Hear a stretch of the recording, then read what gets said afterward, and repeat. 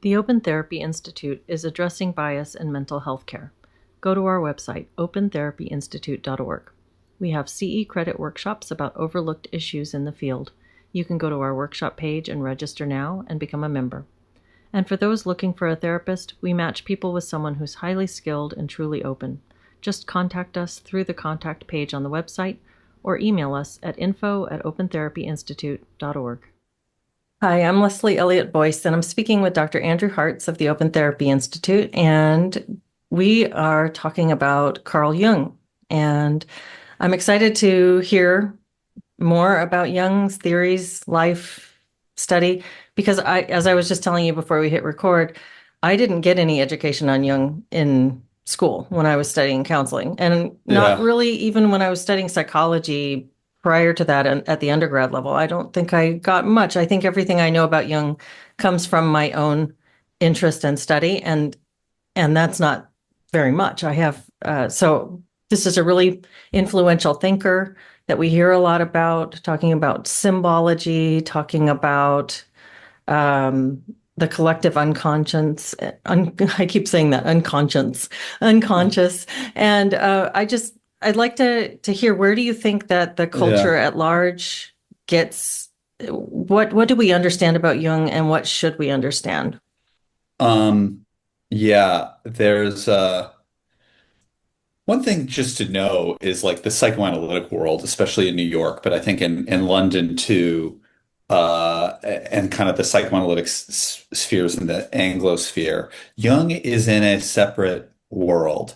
And so it's not uncommon at a lot of the analytic institutes or the psychoanalytic centers in New York that Jung is not mentioned.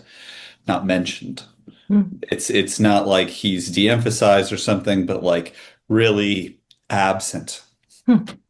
And he just kind of went on a separate path. And mainstream psychoanalysis, it'll focus on Freud, Anna Freud, Melanie Klein, Winnicott, Fairbairn, increasingly other figures. People probably haven't heard a lot of these Heinz Kohut and things. So there's this whole line of influential analysts that kind of emerged off of the mainstream psychoanalytic trajectory and object relations and ego psychology and things like that. And Jung really is in a different world, and the Jungian Institute in New York is separate. So there's a really clear distinction that I think is just a historical relic. But his probably his most important and famous idea is of an archetype. Mhm. And it's a very difficult concept for people to wrap their heads around and to get. So people often misunderstand an archetype as like a symbol, a myth, a personality style. Really, what it is, and this is just kind of like a hard thing it's really a psychological structure that shapes how we live our lives.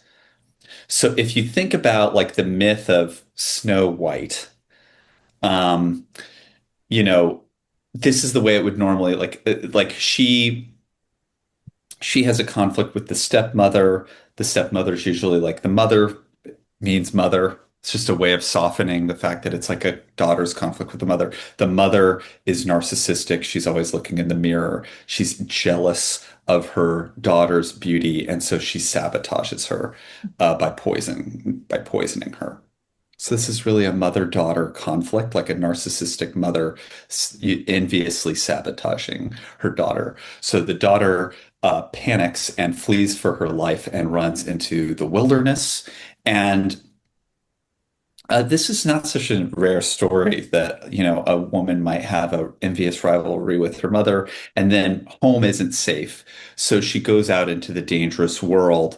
And a lot of women in that situation will find uh, their comfort in being a caregiver, like especially like a preschool teacher or a teacher or a nurse or a daycare or something where they're caring for little ones, which would be the dwarfs. And kind of like until she finds a fulfilling romantic relationship and can actually create a new home and kind of get out of the interpersonal cycle that was dominated by her sabotaging mother. So that's kind of like that's the story and I think a common psychoanalytic meaning of it. But the archetype isn't the story. The archetype is the fact that we're psychologically structured in a way to live this out. It's the thing within us that makes us live these patterns. The story is a reflection of what we live. And so what Jung would be what we're living is the archetype. What's within us that makes us live out these patterns is the archetype, not the story, not the symbol. And the reason that the myth has value isn't it's not an A to B thing. It's not a collection of claims. It's not a claim that women with narcissistic mothers often enter caregiving professions or something. It's not that type of a hypothesis. It's a lot looser. And the story, the myth, the symbols are going to actually resonate with us at a deeper level than any kind of intellectual A to B theory. And partly because they're going to have these confusing bits that have that resonate with the unconscious in ways that our conscious mind can't even fully understand. Like, why is it a poison apple? Why are there seven dwarfs? Why, what's the deal with the huntsman or something? Maybe that's like a father figure or something. There's like there are these little bits. Like, why do the dwarves, they're like mining, I think. And at least in the Disney movie, it's like, why are they mining? Like, what's that mean? And it's a lot of it is there's not a specific reason for all of it, but it's connecting to parts of our unconscious in ways that we can't even articulate. And so, in this way, the myth or the symbol is actually reaching parts of ourselves that words and cognition can't. And that's why reaching for these types of myths and symbols is a better way to help us reflect and process these types of experiences. And so you want to figure out the question in Jungian therapy would be, this is a Joseph Campbell quote, but famous Jungian, but what myth am I living? Hmm. What am I living as a myth? And when you understand that the reason the myths existed throughout time is because they reflect things that patterns within us that we live out. And when you recognize the myth that you're already in, you don't know you're in a myth necessarily, but you are. And when you recognize the myth that you're in, it enables you to see things and process things and represent things about your experience that might not necessarily be linearly rational and like and you'll find things like you'll find weird things that are uh, maybe like strange, hard to predict or hard to explain patterns that are emerging. Like you're a woman, like there's even kind of like, I think for Jung, even sometimes an uncanny quality to some of the parallels. So maybe, for example, this woman who has a narcissistic mother, now she's a preschool teacher and she calls one of the kids Doc, as a nickname or something. And she's like, no, no, no, it doesn't have anything to do with that, but it kind of does. Or she loves apples. Hmm. And it just doesn't, it's going to be these kinds of like, there's no clear linear hypothesis of like women with narcissistic mothers will eat more apples than it's not that type of a thing, but you're going to find these like kind of uncanny, odd parallels that are going to maybe speak to your unconscious, but not necessarily make rational sense that are indicators of where you are in the myth.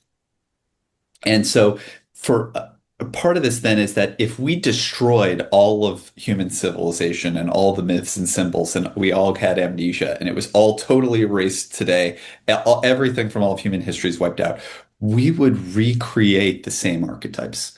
They would end up regenerating because they're not cultural products, really. They're actually reflections of who we are, and that's where they came from, and that's why they persist and why they resonate with us. Um, I think it's actually like it's a profoundly conservative, even like right wing understanding of culture in a way, because it's really kind of saying you can't change your mythological heritage. And if you're at war with that heritage, you're like, there aren't enough women heroes or something, so I'm going to change it, make it different. Or I don't like this figure, so we're gonna make Medusa the good one, and we're gonna make, whatever.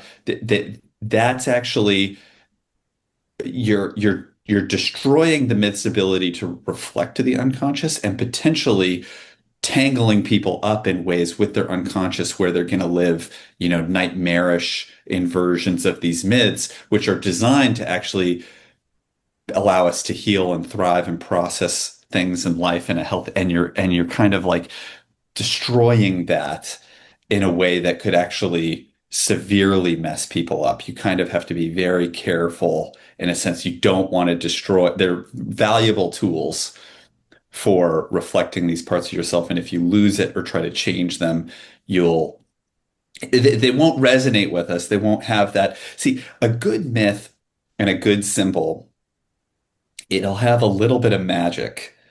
It has to glimmer a little bit.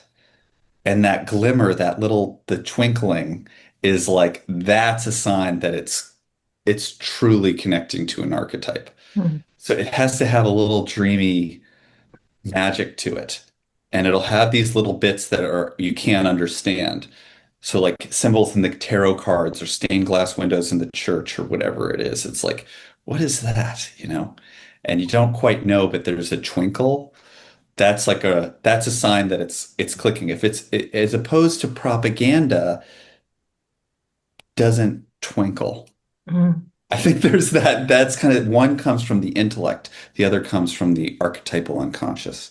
And so that's really, but I think now, especially Hollywood is very uncomfortable with our mythological and archetypal heritage and is constantly trying to problematize and undo it. And the concern is that people are going to actually really even be messed up by a loss of accurate archetypal images that reflect what they actually are, and that can would cause problems.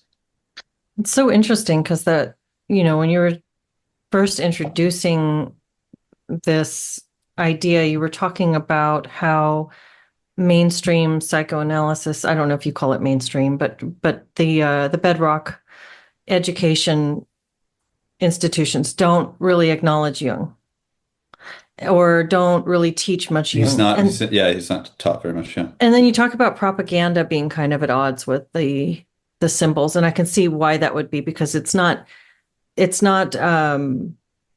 equitable, right? It's not everybody gets a shot at all of these different castings. It's here's a way that this tends to go, and that doesn't feel fair because not everything is being represented. So we have to make sure everything gets even. And it's this way of sort of evening things out. But so is empiricism and medical Mm. thinking. That also has this like there's an it's like they're allergic to that glimmer, that magic, because that's the metaphysical. That's the thing that can't be broken down and studied. It's the thing that you have to kind of blur your eyes and intuit a bit. And so I'm Yes. kind of those two things are very different from one Uh, another, but yeah, how would you well, interpret that? I don't know. The main Freudian branch of psychoanalysis and its offshoots were very interested in myths. I mean, Hmm. you see Greek mythology everywhere, especially Freud, Hmm. but even others. So that didn't really get uh, necessarily undone or displaced. It wasn't Okay. as emphasized in as broad of a way as Jung. Um, I definitely think the scientific mind has a hard time. Like you can't really imagine mainstream psychology being in a way like we don't really understand what's happening here, but we're going to use a painting instead of or a myth instead of a hypothesis. It's like well, that's not going to fly. I think so. There's something that you need to have specific claims, and the idea of having this kind of fuzzy, magical thing really grates against scientific sensibility. And Jung, well, I don't know. People have disagreed with this. There are a lot of people who say Jung was a bad writer. Mm. Uh, for, I think everybody, especially who reads him in Germany, says Freud was a fantastic writer. And that doesn't always come through in the English translation, but I've heard the opposite of Jung. It's hard because he wrote in German and I don't speak it, but that sometimes the translations are difficult. Mhm. And where Jung seems to kind of come into his own actually is through his art. And the Red Book, he wrote this, he had this kind of book that he made, this giant book. It's worth buying, I think, but it's expensive, but it's got like all these prints of art that he made, Mm. mandalas, it's his dreams, his kind of like, but it actually, in some ways, I think probably reflects better who he is and how he thinks than the writing, where he tries to be more systematic and doesn't always get there and Mm. can be confusing. Um, um, but there's something about just staying with the myth and maybe not needing to explain it, but just recognizing that it resonates. Mhm. And this is the myth that you're in right now. And usually the myths themselves have clues about where you're going or what to do. Mm. And that might be, but it's a little bit it's a fuzzier way of approaching problems. And I do think that kind of does clash with the but a great example of like an archetype that I think society at one point tried to destroy and couldn't is like princesses. I mean, Mm. like little girls, a lot of them really love princess stuff and the Disney princess and all of that, and they can't. And they really didn't want there was a really move against that when I was a kid, and I think now it's maybe more accepted as like, okay, there's nothing we can do about it.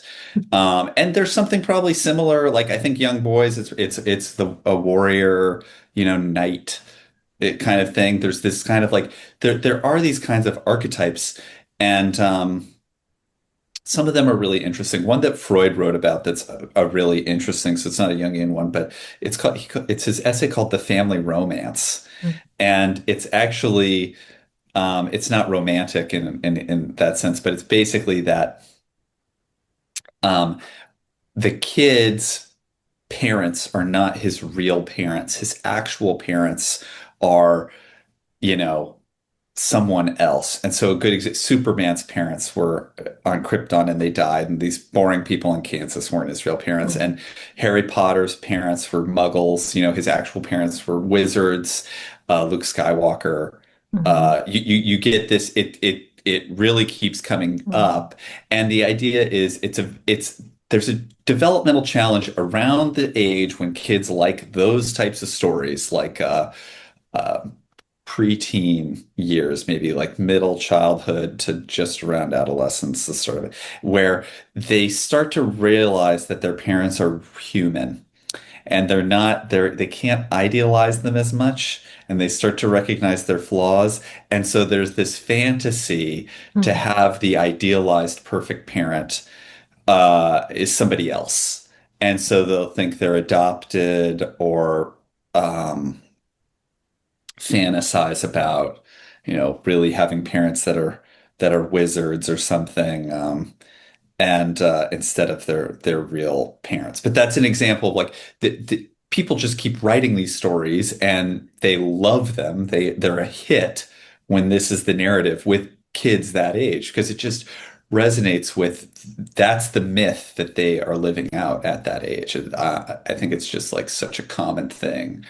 Um, so you see a lot of this, and then I think if you're a therapist and you're working with patients, it's like it can be a way of looking at your clinical work that allows you to get a little bit less cognitive and a little bit more. They're juicier. Again, they have more of a twinkle, and so they can kind of connect potentially in a more emotionally alive way for people, that where it's less intellectual as opposed to like, oh, I read a study that women who have blah blah blah tend to blah blah blah at a, and the Mhm. p value was whatever. It's like there's something that's like this. It's not it doesn't click the way that the myths do. It's mechanistic.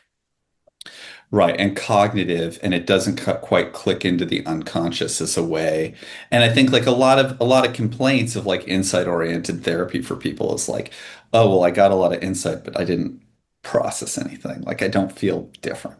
It's not what I was really looking for. They want to actually connect to the thing that they're living out, and the myth can often has a power to do that. I think that uh, uh, the cognitive stuff doesn't. I'm glad you brought up insight because that was what I was kind of wondering while you were speaking. Is the goal of recognizing the myth that one is living out and resonating with these archetypes, is the goal to have some kind of insight about one's own patterns? Is it also, or is there more to it? Is there what is the benefit in with a given client or patient of recognizing and resonating with these archetypes? Yeah, I mean, it would probably depend on like what their goal and Okay. treatment is. But it could be, as simple as like feeling less lost and being able to contextualize what your current issue is in a bigger narrative arc and have a way that feels like you're not you're at a stage in a journey, Mhm. as where this is what your struggle is, as opposed to um where am I going? What's happening? It's like I think so. I think having that ability to have a sense of place and direction can be really grounding. And potentially like you do get insights. Like I think you're kind of like a woman, like going back to like Snow White, you know, um, you think about the ways that the mother would sabotage her daughter out of envy. And she'd probably say things like, men just want you for sex and they don't really care about you. Or, it's that there are ways that you can kind of like induce paranoia or like, you know, um, so it's like if you recognize somebody who's like, think about how many like single women who are working in those professions who often are maybe far from home.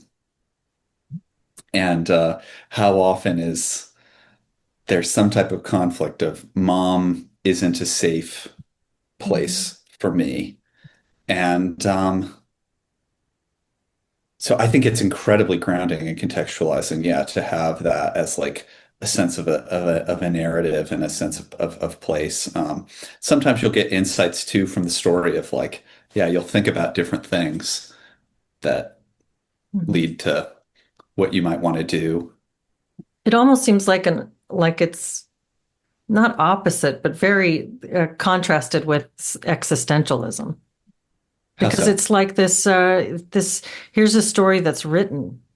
You don't have to make up your own narrative. You just find out how you fit into an existing human narrative. I don't know. I'm just kind You of thinking can't, that. you can't make your own narrative. Hmm. You're Hmm. in, your narrative is coming from the collective unconscious somehow, you Hmm. know? So it's like your story is, and the Bible, I think those are all faith-based archetypal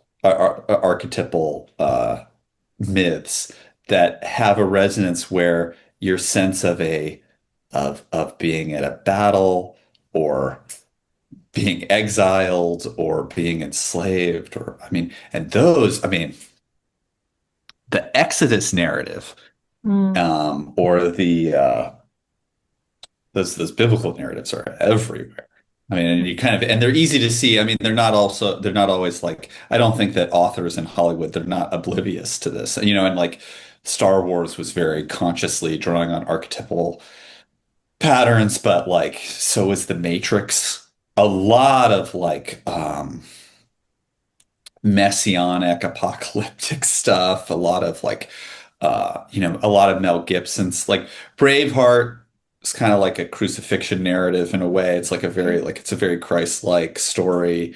Um I doubt that's lost on him. I'm sure he knows.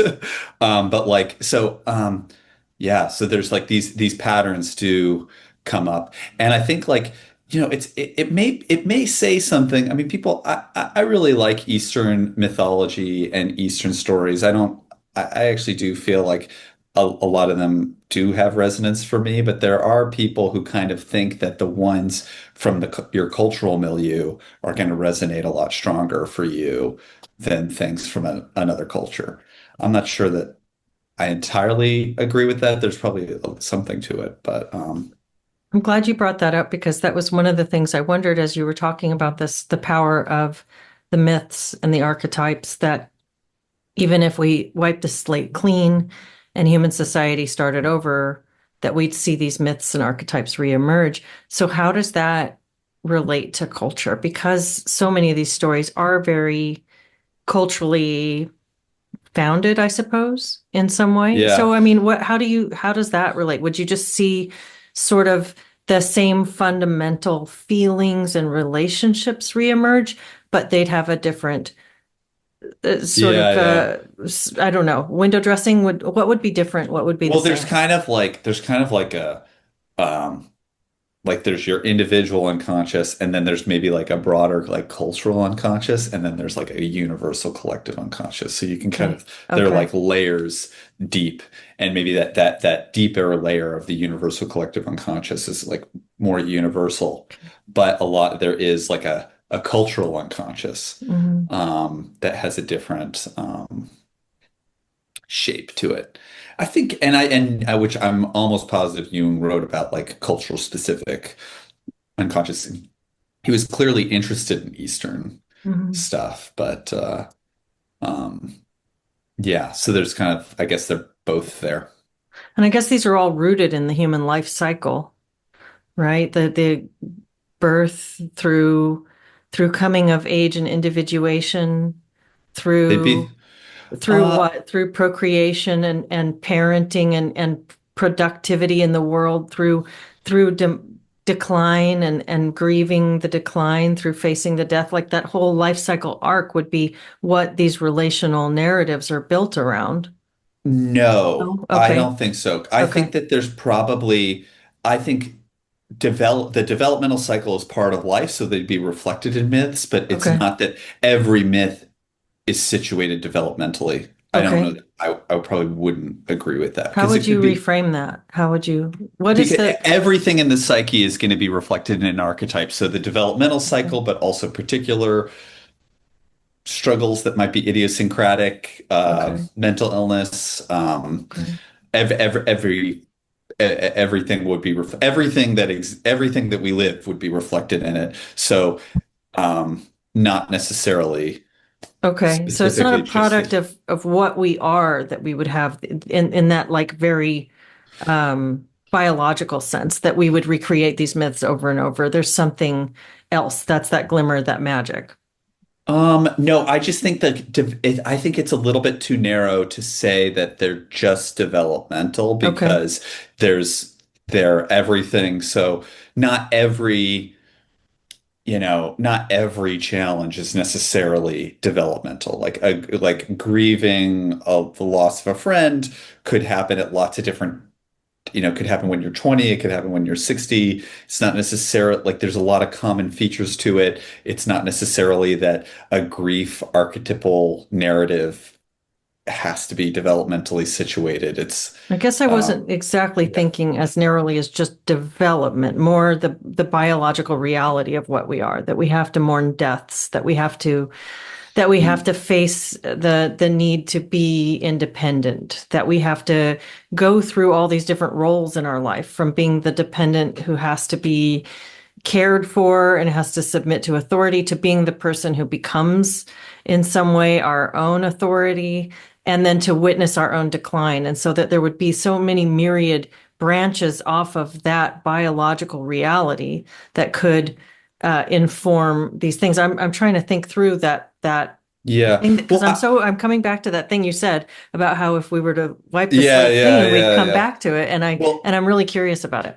yeah, that's so like some people, for example, like I was definitely this what fits me personally, but when they're young, there's a certain type of young man who will really travel around the world trying to seek some type of transcendental truth. And I definitely lived in lots of weird places and hitchhiked and went to India and tried to, I think there's a certain type of person who has the young man's quest for truth. And you do see that narrative in the Bible and you see it in other places. Not all young men do that.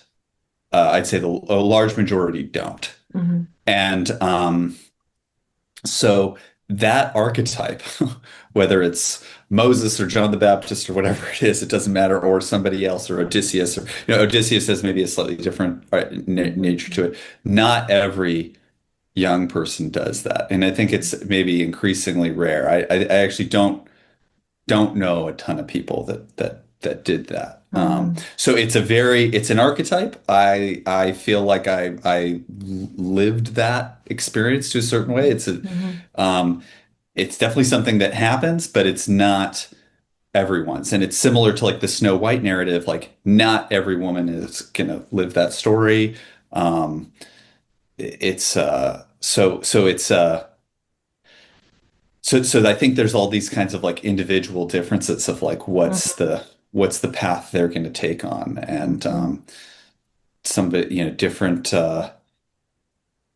you know different myths are going to get lived out by different people, and that probably has more to do with just who we are as human beings. And it might maybe you could trace it, you know, back to something constitutional in us, or I don't know, something deeper. I think Jung would even be like it's not even biological, it's really like a Hmm. spiritual, psycho-spiritual thing that's Hmm.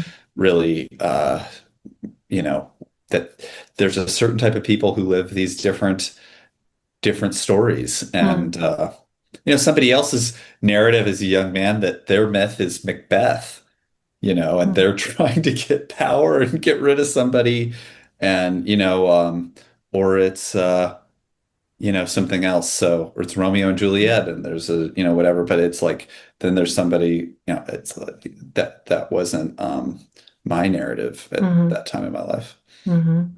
Wow, this is super fascinating. And I maybe this is a bit non sequitur. I want to jump back to something else. You were talking about Freud, and I read a bit of Freud and Man's Soul. I need to finish it. It's a very slim book. I picked it up on your recommendation, and Yeah, I've read yeah, a little yeah. bit of it so far.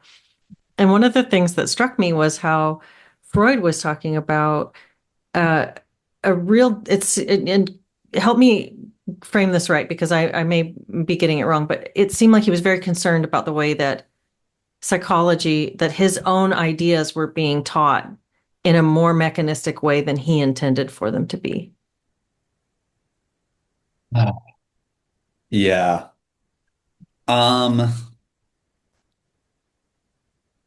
that's a contentious claim that Okay. Bruno Bettelheim, the author of that, Okay. is making. Okay. Um, in a way, there's a lot of attempts by Freud and other psychoanalysts to deliberately scientize their work and to kind of talk about things using a type of scientific mechanistic metaphors. And the idea was that I think the reason was to give it legitimacy as a science by using kind of scientific terms and concepts. Um, Bettelheim speaks to more of the magic in Freud's writing, that it was Mhm. punchier, more vital, less precise than what it made its way into as the English translation. And I think he makes a strong case for that. Um, but it's disputed, how much did Freud want his work to be seen in a kind of mechanistic scientific way versus how much was he open with like a looser model. And Bettelheim spends a lot of time about the Oedipus myth Hmm. and the actual story of Oedipus, which is, that for people who know the actual story, Oedipus is a hero because he answers the riddle of the Sphinx and cures a plague in the village. And the riddle of the Sphinx is, what walks on two legs in the morning, or four legs in the morning, two legs at midday, and three legs in the evening. And the answer is, man. Crawls as a child and walks on two legs and then has a cane in old age. And he solves the riddle of the Sphinx. And but then he receives a prophecy that he's going to kill his father and marry his mother, which he really or have sex with his mother. I don't know, and he really doesn't want this to happen. So uh, he flees in response to it. Or wait, is he abandoned?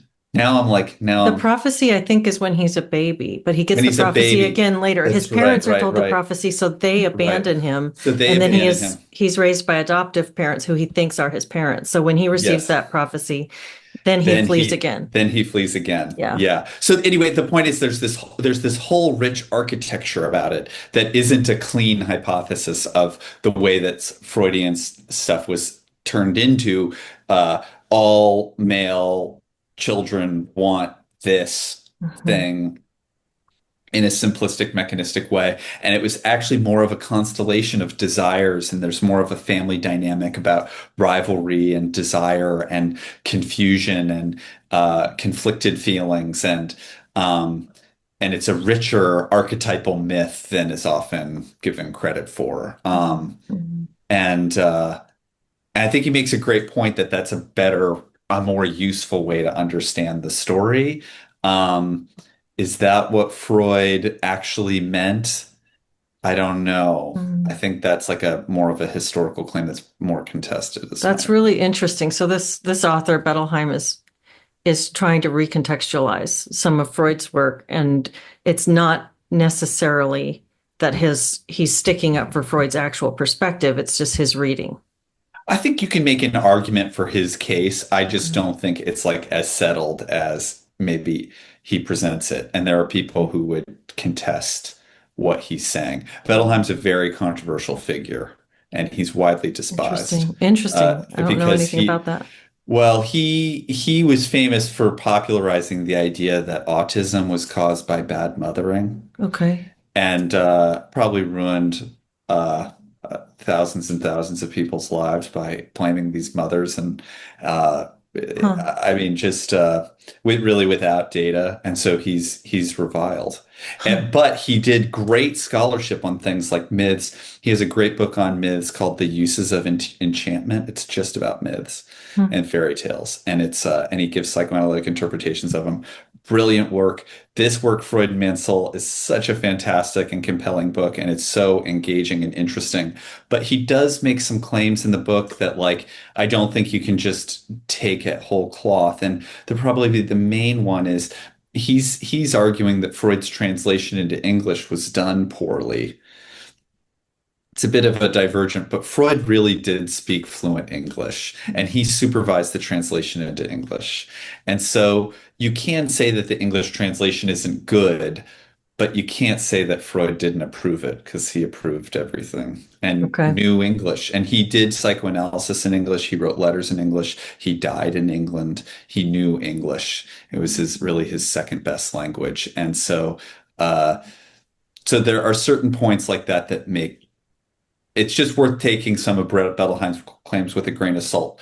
That being said, he really brings Freud's ideas to life in a really compelling way, and he has a lot of interesting reads of Freud that are definitely worth reading, and I think it's a Mhm. great book. But Well, it is interesting to me what you said about people trying to, I don't remember what your word was. It was a good one, like scientificize or something like that. yeah, The work of psychologists. I noticed in when I was in undergrad, I had to take all the intro psych stuff at the first college I was at. And then when I transferred to university, it was my major. So I had to retake all of that stuff. And I remember just it being almost like an apology for the field. Like, here's why we think it was so interesting. It's like psychology and sociology and social psychology, like all of those, the intro study is all this great big case being built for why we should believe this stuff. And Mm. it felt to me like it was trying to scientifically and mechanistically justify something that does have a little bit more of a of a magic to it, a softness to it, a spirituality to it, a soul to it, if you will. And those two things are feel like they're at odds with each other in this field. It feels like there's a conflict there. And I Yeah. felt that the whole time I've been studying and interacting with psychology, that there's a bit of a schism there. And it's not been resolved for me. I don't understand how the field even thinks of itself. Well, Freud definitely a big part of why he emphasized sex so much was to medicalize. Like sex was seen as a more biological motivation, Okay. as opposed to a mythological quest or Mhm. something. It's sex, it's biological, it's Darwinian. Darwin, what do life forms want to do? They want to survive and reproduce. Mhm. That's what Freud's like. That's what people want to do. They want to survive and reproduce. Everything can be explained by that. So he's very influenced by Darwin, very much wanting to medicalize, make things physiological, biological, evolutionary, and um, and really didn't want it to be seen as a spirituality. Worked really hard in a lot of ways to make it seem psychological, or make it seem scientific. But there is this other side of it of like, I think the thing that's interesting about Freud too is that he does think about the soul. He writes articles about jokes and dreams and deja vu and a lot of stuff that even to this day, a lot of the rest of the field doesn't touch. It's like they spend so much time on like memory Mhm. ability and how to test memory and stuff that's like, I think totally worthwhile, but very sanitized Mhm. and not yeah, it's like I'm interested in jokes and dreams and superstitions and myths and um, deja vu and all of that. And so it's interesting that he does actually engage with that stuff. I also think there's two sides of the conflict. Like I think part of it too is mainstream organized religion often doesn't like Jung because I think he's perceived as a threat to them. Mhm. That it's they so they there's something maybe from on the religious side Mhm. sometimes that's skeptical or mistrustful or afraid of engaging with ideas that come from Freud and Jung Okay. Something because spiritual outside of a doctrine.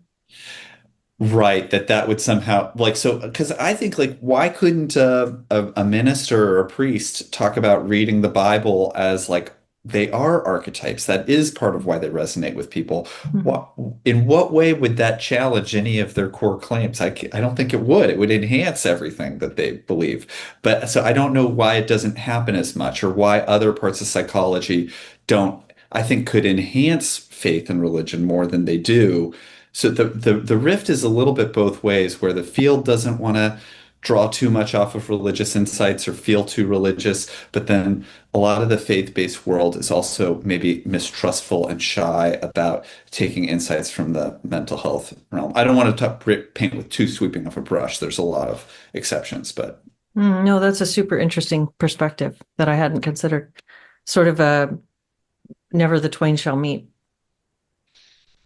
well, they kind of like, yeah, they kind of like stay and I think they could mutually really enhance each other, but I don't see that happening nearly as much as I feel like it could. Mhm. Um, and they're politically divided, they're divided in values, they're divided like there's so many different ways where there's this rupture between the two. Yeah. That's really interesting. Well, thank you for this. It's so what, before we go, what are your recommendations? You mentioned the Red Book, that's Jung. You mentioned Yeah. the Uses of Enchantment, that's Bettelheim. which isn't really necessarily a Jungian reading, but it's about myths. I mean, the Jung essays, there's a Jung reader. I think I can't remember. Maybe it's Penguin that did it. Joseph Campbell has a great introduction to that reader. Um, I think there's one, I think the name is Store, Stor, maybe Storr. Did a short summary of Jung's work that's really good. Um, we could talk about some of his other concepts, maybe some other time, or I could. Yeah, I'll say Unless you want one to that. get into them, we Okay, can go a little longer if you want. okay, so there's two. One of his ideas that's actually very influential is his personality philosophy is the basis for the Myers-Briggs test, Okay. which is People very, love that one. people love it. Um, Psychologists don't love it. And there's really a couple of reasons why. I think, um, actually, I should pull up what the Myers-Briggs categories are. Um, and I can go through this. Um, but there's okay. One of the four is introversion, extroversion. Hmm. That is a very widely used and accepted psychological variable. Consensus. That is an Hmm. important thing. How much people socialize versus like time alone, and Hmm. that's a very valid, very widely used, reliable variable. Another one that I think is very good, and a lot of people in the field I would probably agree, is thinking versus feeling, T Hmm. versus F. Hmm. That's also people who lead more cognitively versus emotionally. They engage more with thoughts or engage more with feelings. I think that's a really useful variable, personality variable. Therapists think about it a lot in terms of are they more obsessional or, you know, hysterical or whatever they might say. So Hmm. the other two, sensing versus intuiting and Hmm. judging versus perceiving, are broadly seen as messier, where Hmm. the definition isn't as clearly defined. Um, it said so this is what ChatGPT just said. Sensing, it says, is focusing on facts and details, whereas intuiting is focusing on possibilities and patterns. Now, focusing on facts and details and thinking about patterns and possibilities are not really opposites. Hmm. You'd think that people who think a lot about patterns and possibilities might also think about facts and details more, and there might be people who are less perceptive. So they're Hmm. not necessarily mutually exclusive. It's a similar thing for judging versus uh, perceiving. It says perceiving is well, I guess it says it's spontaneous, adaptive approach is perceiving and judging is planned and organizing. Those probably are Okay. different the way they're defined there. But I think that doesn't actually speak, that doesn't sound right. But it's like, but they're not as clearly defined as variables. And but the bigger issue even than those two is that their personality data is normally distributed. So, like, if you give people a questionnaire about basically anything, most people are going to be in the middle, and there's going to be fewer people at the extremes. Hmm. It's rare to non-existence that you get two bimodal data where Hmm. there aren't people in the middle and they cluster on the sides. The Myers-Briggs, by categorizing people in this binary way, assumes that people are going to be more towards Hmm. the extremes than in the Hmm. middle, and it's not true. Most people are in the middle. This is why people are so confused. Am I extroverted or introverted? Well, you're probably in the middle. Two-thirds of people are in the middle. So you're almost definitely going to be in the middle on everything. And like, or not almost, most people are in the middle on everything. And so that's probably the biggest critique is that it doesn't actually reflect how people cluster. But one or two of those really don't have conceptual clarity. And maybe I'm not saying that there aren't people that have defined them well and maybe given them conceptual clarity, but broadly Hmm. they're seen as lacking conceptual clarity. So INFP or whatever isn't as necessarily meaningful a, a descriptor of a person as you might think from looking at that test. Right, because it's like if there's 10 questions, you answer six more extroverted and four more introverted, and now you're an E. Yeah, it's And like then it's it's it puts like you it's fully in a category that you're not fully in. exactly it's Okay. not the same as answering 10.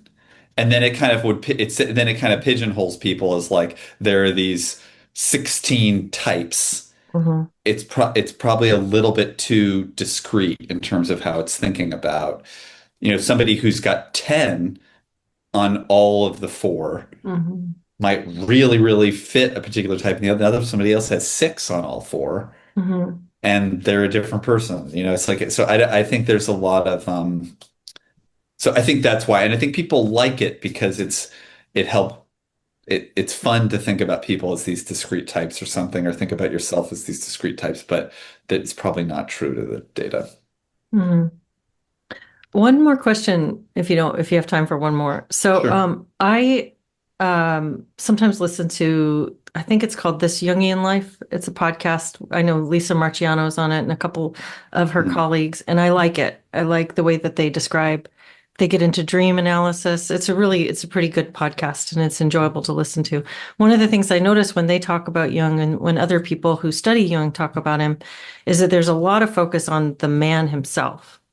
And I don't see as much of that in other branches of psychology. So that's interesting to me. It seems like he's got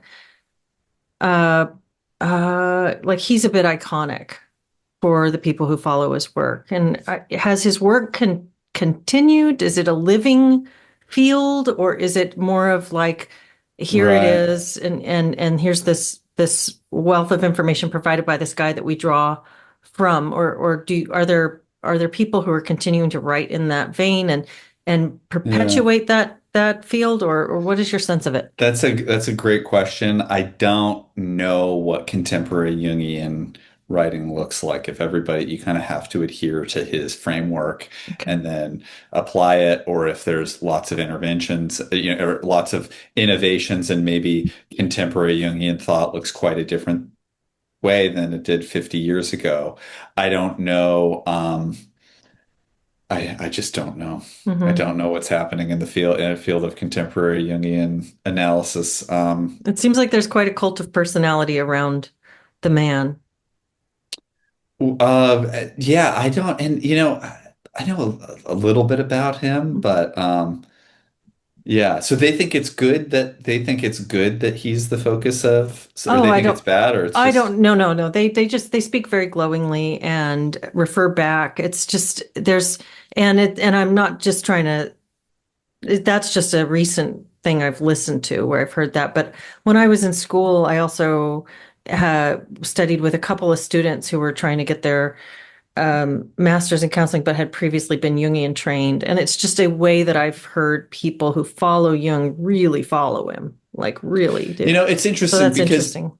I would say that's a good example. That's probably a good example of an archetype in action that Okay. may you needing a hero figure or a Mhm. prophet figure or some type of leader figure that you're following. There's probably some type of need for that figure. It's the same thing about needing a deity or needing a ritual or needing some sense of it's a king. You kind of like maybe there's like a king archetype that we need, and we can kind of have a democracy to an extent, but we need somebody in that king role in some way, just because that's a psychological need that we have. We need a certain amount of ritual or whatever it is. We need seasonal holidays or we need to have whatever it is. There's like, so that's kind of what I mean in terms of like not saying they're not all developmentally situated, but Hmm. they're kind of like we're still recreating them, and probably the need for a hero or a prophet figure or a teacher figure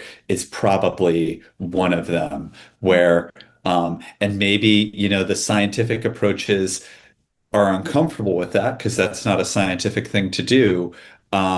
But maybe they're alienated from a part of who they are, or it limits how compelling their theories can be because they won't let those figures emerge, or they make Darwin or something, or Hmm. Skinner or something becomes that figure for them because they can't resist, or I don't know. Yeah, that's fascinating. Great example. Thank you. And thanks for little kind of tidbits of reading suggestions, that would be great. People can find out more. And I also Yeah, recommend that podcast because I've enjoyed it. And I think that their analyses and conversations are really interesting over there too. Thanks for great. the good conversation, Andrew. Thanks, Leslie.